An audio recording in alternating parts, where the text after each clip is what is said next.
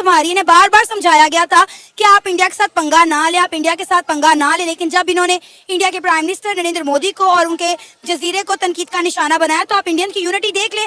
एक वक्त तो ये था कि हमें सुनने में आ रहा था कि मालदीव जो है वो बैंकरप्ट हो गया है। बिल्कुल ऐसे ही है। मतलब है कि मालदीव वालों को इतनी ज्यादा वार्निंग भी मिली थी, लोगों ने उनको समझाया भी था कि आप इंडिया के साथ पंगा ना लो, आप मुंह की खाओगे। अब देखें कि मालदीव वाले मुंह की खा चुके हैं नरेंद्र मोदी का। जिसने भी मजाक उड़ाया ना इंडिया के खिलाफ, जिसने बात की है उसको मुंह की खानी पड़ी है। आपको पता नहीं था कि you depend on Indian tourism.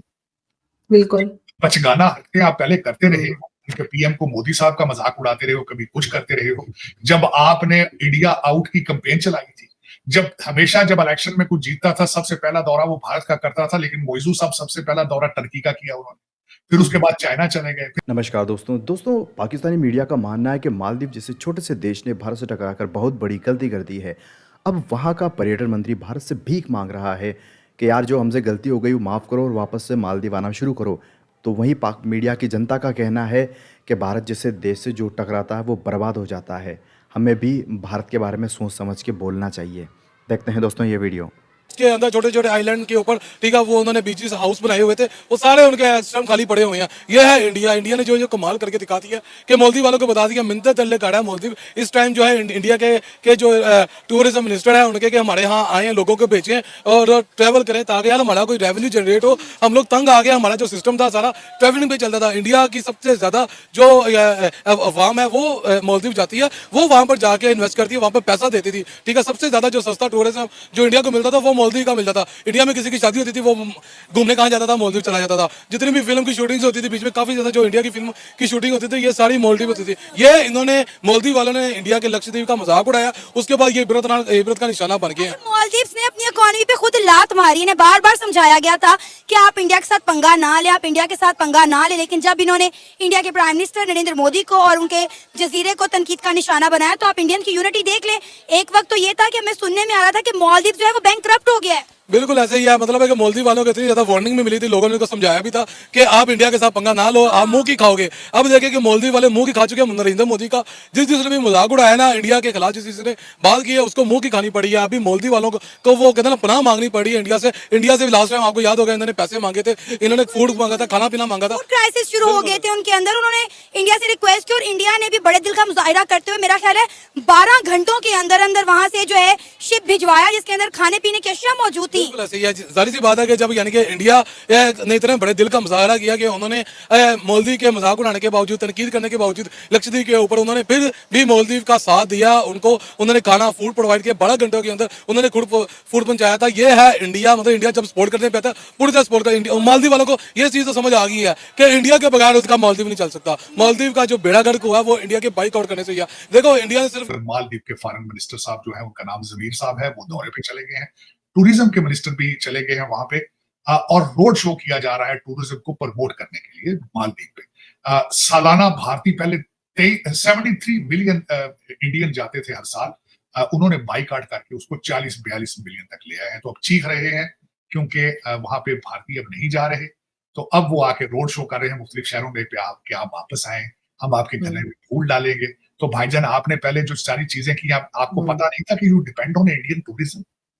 बिल्कुल बचगाना हरकतें आप पहले करते रहे हो, उनके पीएम को मोदी साहब का मजाक उड़ाते रहे हो, कभी कुछ करते रहे हो।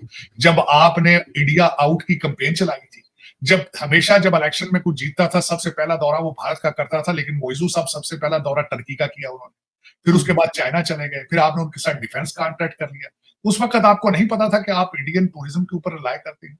तो अब वो भाईजान जो शी है उनसे पैसे मांगे, आप भारत के रोड शो करने का क्या फायदा। बल्कि मुझे तो डर है कहीं को थप्पड़ ही ना मार दे आपको रोड शो करते करते लोग इतने आपसे मुतनफर हैं, क्योंकि जो आपने ड्रामा किया और मोदी साहब के मजाक उड़ाते रहे उस वक्त आप, तो मेरे ख्याल में वो एक नई चीज है कि भारत के अंदर मालदीव के टूरिज्म मिनिस्टर भी आ रहे हैं और फॉरेन मिनिस्टर भी आ रहे हैं। दूसरी दोस्तों मालदीव की हालत उम्मीद से ज़्यादा बुरी हो चुकी है। हालांकि उनकी सालाना की रिपोर्ट में कहा गया है, तिमाही की रिपोर्ट में कहा गया है कि जो इंडिया से टूरिस्ट आए हैं वो लगभग 12 से 13% या 23% तक कमी है। पर असल में दोस्तों कमी बहुत ज़्यादा है, बहुत ज़्यादा है। लोगों ने एकदम से बाइकाट किया है और चूंकि चुनाव भी है तो नेशनलिज्म भी भारत में है इस वक्त, बिल्कुल भी नहीं जा रहे हैं। मालदीव के म्यूजियम ने कल्पना भी नहीं की होगी कि इतना बड़ा इतना बड़ा उनको ड्रॉबैक उठाना पड़ेगा। क्योंकि दोस्तों चाइना क्या कर सकता है, चाइना अगर कुछ भी भेजेगा, अंडे दूध जो भी भेजेगा, तो उसका एक्स्ट्रा चार्ज भी लगेगा, क्योंकि वो तो लगभग 2 से 3 हज़ार किलोमीटर दूर है और भी लगभग 4,000 किलोमीटर दूर है। तो इतना दूर होने के बाद जो भी चीज़ आएगी उसके दाम बढ़े हुए ही होंगे। भारत ने पिछले महीने ही मालदीव को जो अंडे और ब्रेड और गेहूं वगैरह जो प्याज वगैरह दिए थे, उसमें म्यूजू ने इतना कुछ बोला नहीं मीडिया के सामने, पर दरअसल मालदीव ने बिल्कुल झुक के मदद मांगी थी कि आपने अगर ये नहीं दिए तो हमारे यहाँ एकदम से इन्फ्लेशन फैल सकता है। दोस्तों बहुत सारी चीज़ें जो ओपनली कही नहीं जा रही, लेकिन चूंकि म्यूजू बहुत ज़्यादा आगे बढ़ चुका है भारत के खिलाफ, तुर्की के ड्रोन ले रहा है, एक उसने आइलैंड चाइना को दे दिया है वहाँ पे स्ट्रेटेजिक लोकेशन के लिए। अब भारत को अगर चाइना को यहाँ से भगाना है तो अब टेढ़ी उंगली से ही घी निकालना पड़ेगा, जो भारत निकाल भी रहा है। भारत ओपनली कुछ नहीं बोल रहा, लेकिन जो मोदी सरकार है उनकी पीछे से पूरी रणनीति चली हुई है। बिना भारत की मदद के मालदीव सरवाइव ही नहीं कर सकता, ना सिर्फ पर्यटन के क्षेत्र में बल्कि खाने पीने की चीज़ों में भी। अगर वो टमाटर या दूसरे सब्जियां वगैरह दूसरे देशों से मंगाता है तो वो दुगनी महंगी होके आएगी। जैसे पाकिस्तान इस वक्त जो टमाटर है वो ईरान से मंगाता है। अब ईरान में भी इतना टमाटर नहीं होता, तो जो ईरान से टमाटर आता है वो महंगा होके आता है, क्योंकि पाकिस्तान अभी इस वक्त इतना टमाटर नहीं उगा पा रहा है। एक बार अर्जेंटीना से भी मंगाया था पाकिस्तान ने टमाटर, तो वो जहां जहां से मंगा रहा है वो चीज़ें दुगनी होकर आ रही है। तो यही हाल मालदीव का भी होगा। भारत जस्ट बगल में ही है, लेकिन अगर भारत ने ये सब रोक दिया, जो भारत आने वाले समय में रोकेगा, इसमें कोई शक की बात नहीं है। तो दोस्तों मालदीव जैसे छोटे से देश ने जो भारत के खिलाफ भारत की जो सुरक्षा को मालदीव ने बहुत बड़ी मुसीबत में डाला है, तो जाहिर है मालदीव को इसका खामियाजा तो उठाना पड़ेगा। उनके पर्यटन मंत्री इस वक्त भारत आए हुए हैं भीख मांगने के लिए, यहाँ रोड शो करेंगे जगह जगह कि हमारा मालदीव बहुत सुंदर है। लेकिन चूंकि आजकल इंटरनेट है, युवा पीढ़ी है, खबरें प्रकाश की रफ्तार से ही फैलती है लोगों के जहन में। और ये ज़्यादा पुराना वाकया नहीं है कि 3 महीने पहले इन्होंने किस प्रकार से हमारे प्रधानमंत्री को ह्यूमिलिएट किया था, अपमान किया था मालदीव से देश ने। और मोदी बदला जरूर लेगा। अभी तक मालदीव को ज़्यादा नुकसान नहीं हुआ है, हाँ, लेकिन हमें ऐसा कुछ करना है जिससे चाइना वहाँ से निकले और मालदीव को उसकी औकात पता चल सके। जय हिंद दोस्तों।